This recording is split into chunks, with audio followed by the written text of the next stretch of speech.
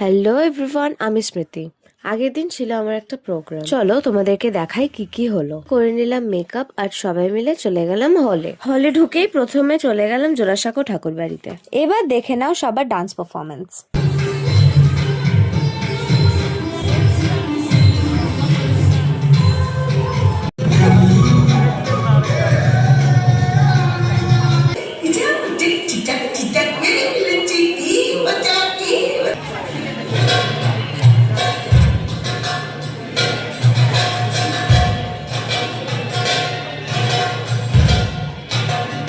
Programme শেষ হতে হতে তো অনেক রাত হয়ে গেছিল। তারপর আমরা চলে গেলাম একটু খাওয়া দাওয়া করতে। ওখানে ছিল একটা আজাদ হিন্দ ধাবা। ওখান দিয়ে আমি নিয়েছি পনির রোল আর আমার মা আর মানে নিয়েছে চিকেন রোল। তারপর আমরা নিয়ে নিলাম চা আর আস্তে আস্তে বাড়ি চলে আসলাম।